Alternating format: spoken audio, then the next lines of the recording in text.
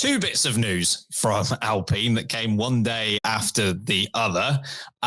We've got Oliver Oakes, who's been replaced he's resigned as team principal to be replaced by Flavio Briatore, at least temporarily. But let's go and start with the other bit of news, which is that Alpine has confirmed Jack Doohan will not race for the team at the Emilia-Romagna Grand Prix, which is coming up next, with reserve driver Franco Colapinto taking his place. So Doohan has started 7 races for the team, 6 this season, and then 1 in last year's season finale at Abu Dhabi. Colapinto, who raced 9 times with Williams last season, was signed as a reserve driver in January, with speculation of a switch ongoing. Alpine said in a statement, Colapinto will take Doohan's place for the next 5 rounds. It then intends to reevaluate its driver lineup before the British Grand Prix. Doohan does remain part of the team, with Flavio Briatore saying the next 5 races will give us an opportunity to try something different, and after this time period, we will assess our options. Sam, before we get into our opinions on whether this was the right or wrong decision when it comes to Jack Doohan, what was your initial reaction when you heard the news? Shock. I laughed. I think I sent you guys a text message to go 5 races. Because what's that all about? What's going on in the world of Formula One where drivers get about 3 milliseconds of time in a race car to prove that they're worth doing? Absolutely shocked at the news. Shocked at both sets of news, but this one I was less surprised about the switch of drivers, but more surprised about the declaration of length of time that Colapinto is going to get in that car, because it is absolutely laughable how we're treating these young athletes these days.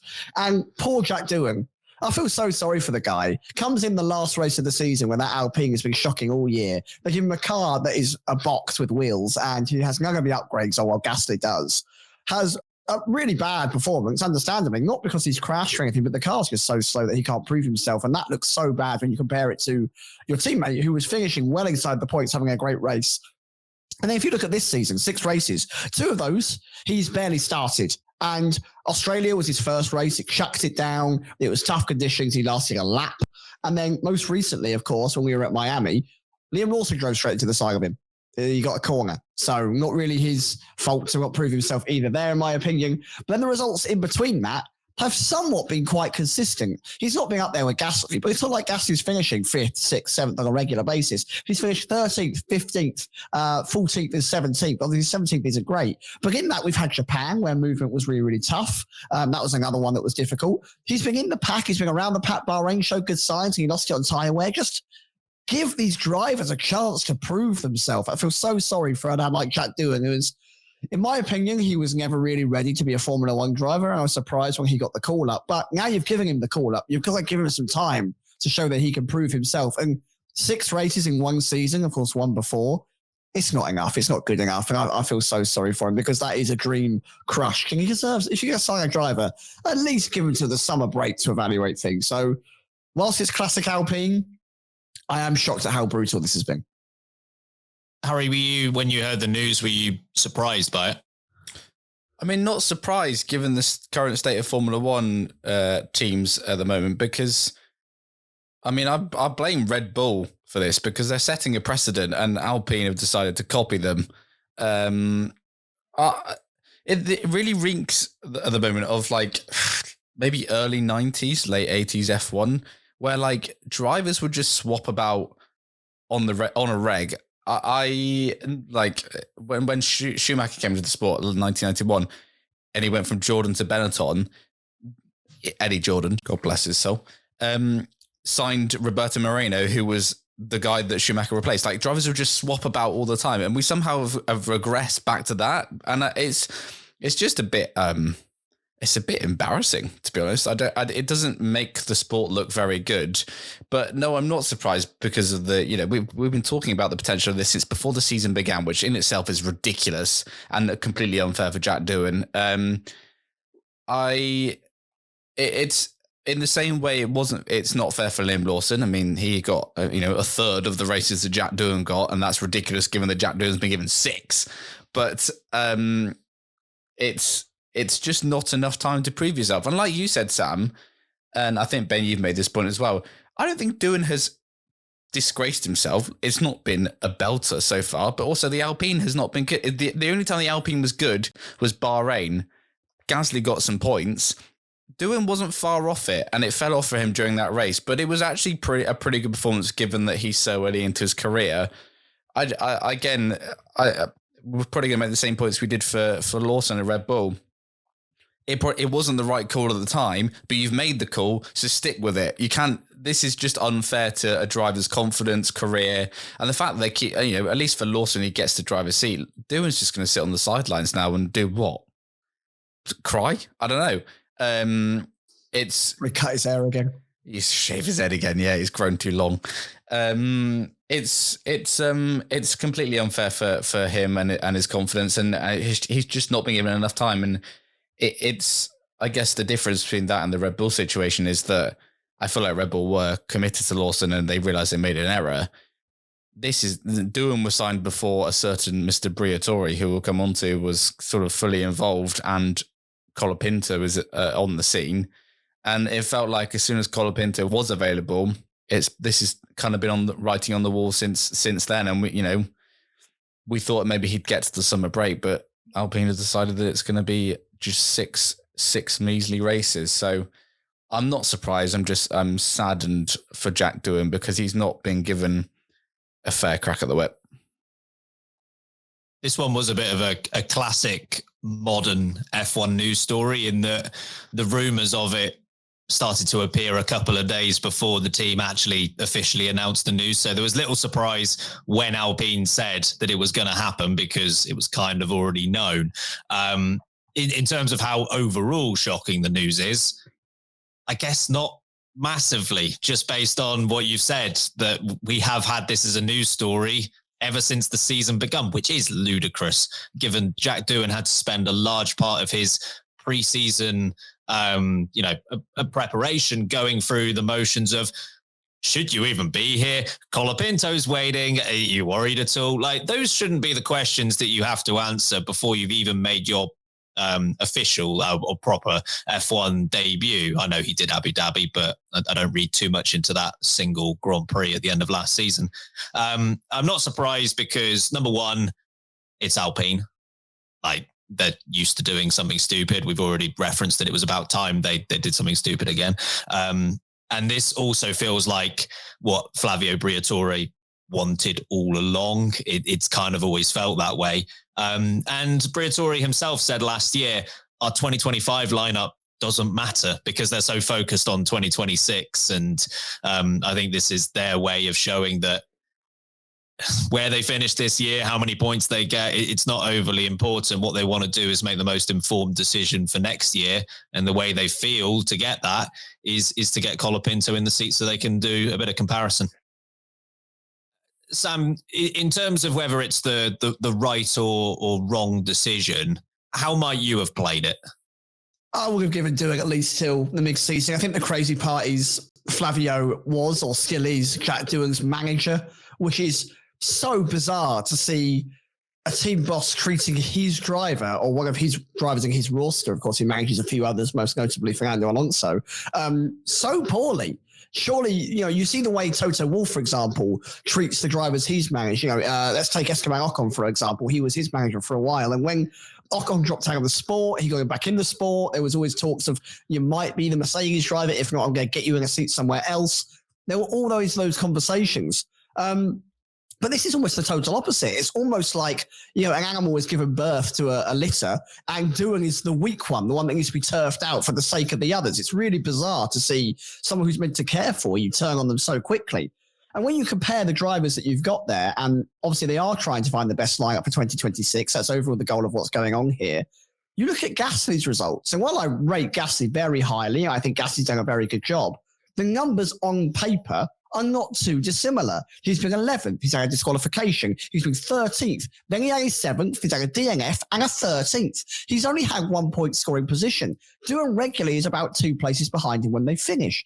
It really isn't that disastrous for a rookie in their form against someone so established and as talented as Pierre Gasly to be kicked out so quickly. So I would have definitely given to the summer break. I would not have caved to this Colapinto popularity pressure, and I would not have sat there and scrambled, because what I've heard some rumors of is that they are trying to They're very excited by 2026 as a team. They think the Mercedes engine is going to be brilliant. They've got the gearboxes, of course, now as well. Pierre Gasly has quietly come out and said that he thinks he could challenge for race wins and a world title next season. Briatore is clearly going for a power grab on top of that. Yeah, it's the biggest joke in Formula One. Sure, Jan. Okay. And so what they're doing is they're trying to use all of their available driver slots to find who might be the best partnership to Gasly, because they believe some miracle might strike and they might be fighting for a Constructors' Championship next season. If you don't know, folks, you get 4 drivers a year as proper drivers in F1. They're now on their 3rd for the season. So if they're going to swap Colapinto out for someone else in 5 races' time, they're going to hope they either go back to those 2 or this person's good enough. It's a real mess so early on in the season. I keep going, back and forth on what the correct answer is, whether it's Doohan or Colapinto, and I've come to the conclusion the answer's Esteban Ocon. Yeah, that's a good point, actually, man. Yeah. And in all seriousness, it's difficult for me to give my opinion on, it's similar to the Red Bull and RB switch, where I had to give my opinion on whether it was right for Lawson to continue or whether to make the switch, because I'm like, if it was down to me, we wouldn't be in this spot, and I'd have done the Tsunoda call back in December. And it's similar here. Wouldn't have hired Jack Doohan. I'd have done everything I could to keep Esteban Ocon, because that was a great lineup, Alpine, that you somehow managed to squander. But in this spot, given Doohan does have that seat, or did have that seat, I absolutely would have given him more than 6 races. Like the 6 races plus the 1 sprint that we saw from Jack Doohan, he showed flashes of potential. I agree with you both on that. He did outqualified Gasly fair and square at Miami and was consistently quicker across all the runs that they had together in Q1. And he had plenty of errors, like the Japan one that you've already mentioned maybe stands out the most, but China was also a very messy weekend too. So he's shown flashes of potential and he's made a lot of mistakes. I've said it before, that sounds like a rookie driver to me. That's what happens. That's what happened to Colapinto last season.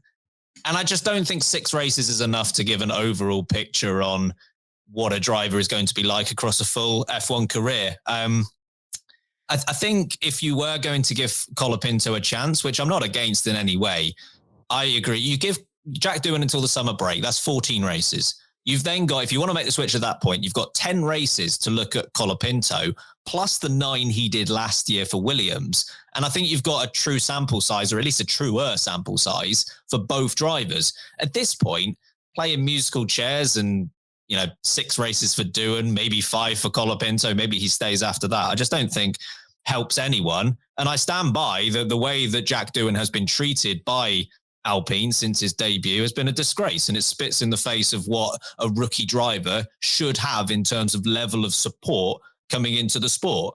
The fact that he has been fighting for his seat before he's even really got behind a race car is lunacy, but it's the situation that we're in.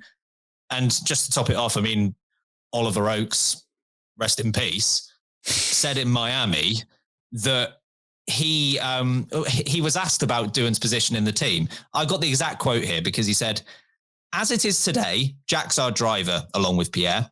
I think we've been pretty clear about that. We always evaluate it, but yes, today that's the case." Today that's the case. As it is today, those are not encouraging lines whatsoever. And we'll talk about the Oliver Oakes side of this in a moment. But yeah, I just feel horrible for what Doohan's had to go through. Harry, just 5 races for Colapinto in terms of an initial contract. What do you make of that? And does he have to worry? Do you think there's a chance he would lose a seat after 5 races, or is he set for the year? At this point, it's hard to say what's going to happen because, quite frankly, Mick Schumacher could stage a comeback for Alpine. Who knows? Yeah. Sure. I think this reeks of a PR comms director going, please, if you're going to do this, can I at least say he's only got 5 races, because that's 1 less than Doohan got, and it'll make things better. I genuinely do think that's why they said that. I think he's there for longer. This is the whole point why Briatore's got him in. He's going to be there longer than 5 races. I think this has just been said because it softens the blow somewhat for, getting rid of your driver after 6 races. You say, well, the new guy's only going to get 5 races to prove himself, and then we'll see where we go. Problem is, box themselves into a real corner there, because if Colapinto's crap, then they've got 5 races to think of another solution. Do you bring Doohan back in? I don't know. That in itself is... All right, they've got 83 drivers out the back ready to go, so don't you worry. They've got substitutes to tag in. Yeah, although they sold one to Haas, so they've lost one on that one, but... Economies of scale, mate. Economies of scale. Selling them for profit. I told you, Briatore is he's flipping reserve drivers like houses just for profit. Alpine will be on right move next week. Guarantee it. I'd like to live in reserve driver number 3, please. Don't say that again. Yeah, I genuinely think this has been written that way for that reason, but I don't genuinely think that's gonna be the case. I think Colapinto is probably here for the long term. The long term in this case is the rest of the year, but that is the long term. It is with Alpine, isn't it? I tend to agree with you because if you're wrong, this is just so monumentally stupid. Like the whole, it's too stupid to comprehend that I thought initially the way that this was being reported by media outlets, the media outlets got this wrong. I thought that that's how stupid it is, because if you're giving Colapinto 5 races, I assumed it was 6 because number one, that's the same amount as Jack Doohan. And secondly, that would mean his contract would be up after the British Grand Prix. After the British Grand Prix, we have a 3-week break before we get to the Belgian Grand Prix. Seems like an appropriate time, if any, to make a switch. If they were to make a switch after these 5 races, which would be before the British Grand Prix, they would be making the swap in the middle of a double header. Why would you ever do that?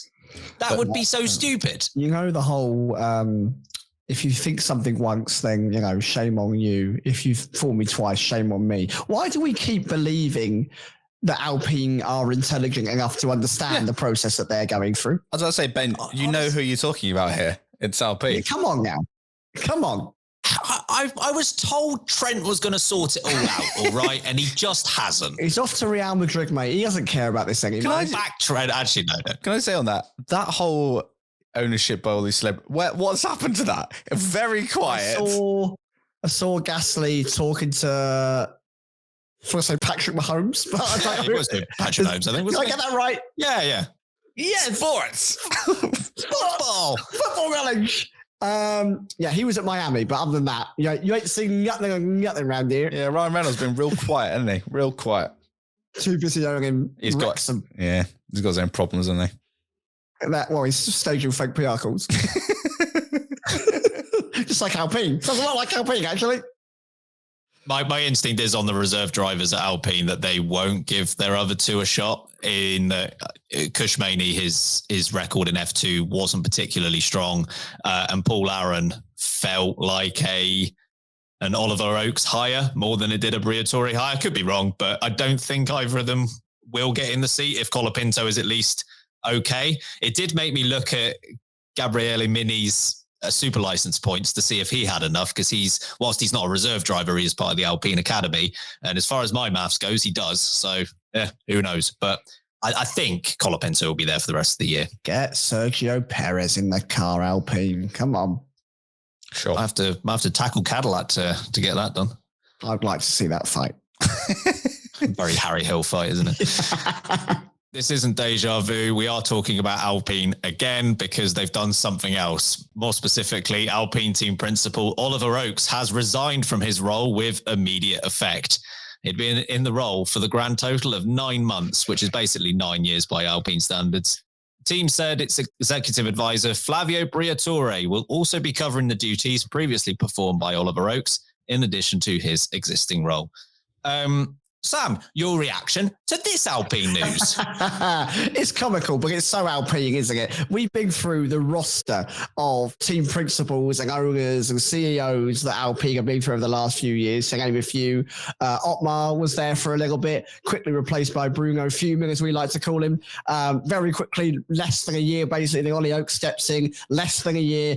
Flavio Briatore steps in. Now, if you're new to Formula One and you don't know who Flavio Briatore is, he is most famous for race fixing in 2008 in Singapore, where he received, at the time, a lifetime ban from the sport. And this storyline genuinely now reads like some kind of romanticized royal plot to seize the throne. The way he has wiggled himself into certain positions and people have fallen by the wayside to rise to the top and sit on what was it, the throne of swords, whatever it was we had in Game of Thrones. That's genuinely how this feels right now. Briatore has taken down the final boss in Ollie Oakes and is now the team principal once again of his famed Renault child that he had back in the 2000s. What's so confusing about this, though, is Ollie Oakes was clearly building to 2026, and Ollie Oakes is a good boss. He was head of, what was it, High Tech, F3 and F2. He was doing a brilliant job there. He was a key part of their bid to get into Formula One when they opened it up to an 11th team. They didn't make it, so he went to Alpine. He's he's dynamic, and he's trying something different to become a real, almost like Christian Horner-esque back in the day when he joined Red Bull a long time ago. And the way that he was going to make his stamp, his seal of approval, was 2026. But in comes the conniving Flavio Briatore, and it's on a power grab. This is definitely a power grab to seize what could be a really competitive moment for a team like Alpine. Again, this is a fantasy world, remember, where they might actually go on to maybe win something. And who will be the hero of this story? Flavio Briatore. It really just feels like the most bizarre set of circumstances that this man, who is so regularly thought of as a really negative influence in the world of Formula One, is now running a team again. The team that he set up illegally and was banned for nearly 20 years ago. It truly is a bizarre story in Formula One. I've gone past the point of anger with Alpine when it comes to this sort of thing. It's just, Harry, I think you nailed it. It's just sad. Like this was once a great team. And there are plenty of people within that organization who have nothing to do with these key decisions that are associated with this crap. And I feel so sorry for them. Like, you know how I compared them to Ferrari recently, calling them Ferrari's little brother? That's an insult to Ferrari, because whilst Ferrari are bad, they're good at being bad. They give you hope and then they bring you back down. And it's a bit of a roller coaster, and you're there for them, and you can respect it to an extent. Alpine just suck. Like, they're just bad at being bad. They don't give you any hope. They're just nothing. and this is like the next episode of this soap opera, ironically not Hollyoaks. I'd say ironically Hollyoaks. Yeah, that just keeps on playing. I don't know what. You remember about a year ago when I went through all of the different names that had either been fired from Alpine or had left Alpine? Less than a year ago, because that's how ridiculous this team is. 10 months ago this was. 10, 11 months ago, sure. And it's just, on the one hand, it's great evergreen content because it's still true how ridiculous they are. On the other hand, it's already outdated because Ollie Oakes wasn't even hired by this point, and he's gone already. Like, the list is already longer. Roll out the scroll, Ben. Put another name at the bottom. Yeah, can we just, edit, the episode to just include the other 3 names that have been added on to this point? I would say it's insane, but it's Alpine, so it's perfectly normal. Harry, what was your reaction to this bit of news? Sure. I mean, sure. Very Harry EW. Yeah. Right, there's two aspects to this. The Flavio point, as you pointed out, Sam, the man was banned for life from the sport. Banned for life. I don't think anyone's been banned for life. He was banned for life. Now, I know that decision was overturned a year later, but doesn't matter. That's a pretty bad stain to have on your record. And somehow he's worked his way back into the sport, and not only worked his way back in, he's now a team principal. And not only is he a team principal, he's a team principal for the same god bloody team that he got banned for in the first place. How we've ended up here. That was Renault. This is Alpine. Different. Right. Different teams. Very different teams. Very different teams. Yeah. They're actually Tolman still. Yes. Pick up Tolman. Pick up Tolman. Enough shout-outs. Never enough shout-outs for Tolman. That in itself, ridiculous. The Ollie Oaks here, I feel sorry for, in the same way I feel sorry for Doohan. And I know Flavio's come out and said, no, there was no disagreement here. He left on his own terms. Sure. Because team principals often leave after 6 races into a season on their own terms. That's a normal thing to happen. So don't buy that at all. I think clearly this is to do with the Doohan Colapinto decision, and they've got rid of him. But like you said, Sam, he wasn't given a chance. We laughed at Otmar, and we've all had our thoughts on Otmar and his 100 race plan, etc., etc. But we said at the time he wasn't given enough. Do we think that plan's in effect yet? Or I need to work out when when it is. Really imagine! Do. Oh my god! Yeah. Imagine if the next one is 100 races. That'd be hilarious. Anyway, but we all joked about that. But we said at the time he wasn't given enough time to turn things around. How did they ever expect to turn something around when they keep firing the person in charge after like half a year? The season before a new regulation change. You're not going to do anything this season. That's the point. But sorry, I just want to interject on this because I was listening to the episode where Bruno Faman basically fired himself last year. You made the same point, Sam, which is like, okay, I don't love it, but at least they're making the move now and not in a year's time, because then you're getting really close to the start of the regulations. And I'm pretty sure Harry at that point said, we're going to be here in a year's time. No, we're going to be here in 6 months' time instead. God, Nelson Piquet Jr. is quite literally seething right now. All of that back then for this. Oh, yeah. Man. And for what? What 17 years of trauma. And look where Briatore is, and look where I am. I think he still follows us on Twitter, actually, Nelson Piquet Jr. So I love you, Nelson Piquet Jr. Redemption. In conclusion, ridiculous. Put him in the seat. Who? Put Nelson Piquet Jr. in the second Alpine seat. No, because the Singapore GP will come along and the world will pop. History repeats itself. I suspect Briatore is going to get someone in to play the role of a puppet that I think Oliver Oaks was not willing to play. Because I don't think... Otmar. He did that once with Lawrence Stroll and it didn't end well, so I don't know if it'd be Otmar. But I think he'll get someone in to essentially play that role, because I don't think Briatore, I could be wrong, I don't think Briatore has the appetite to actually do some of the team principal activities at this point in his career. He won't mind being the face of it, but I feel like there are some things that he isn't going to want to be a part of now. So he'll basically work it so Flavio can do the things that he's good at, aka cheating, and he can get someone in to be this puppet and do other things, like probably be the fall guy for cheating. I'm sure he's got a little black book somewhere of people that he could hire, so it'll all be fine. This is like some political game you see on a TV. This is like House of Cards. I don't have in terms of like their performance, I don't have high expectations of Briatore. I appreciate how successful he was in 2005. So was MySpace. Times move on. Oh! Bloody hell, a MySpace dig. Who knew? MySpace and Tolman.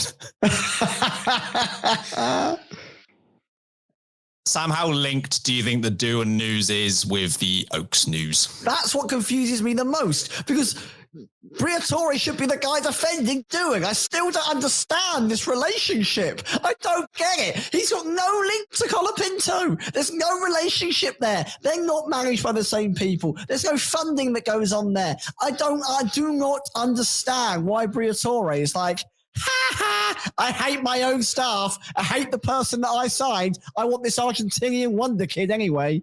And I get it. He's a talented driver, but I just don't understand the situation. There's a part of me that wonders if Briatore is angling for the team to be sold.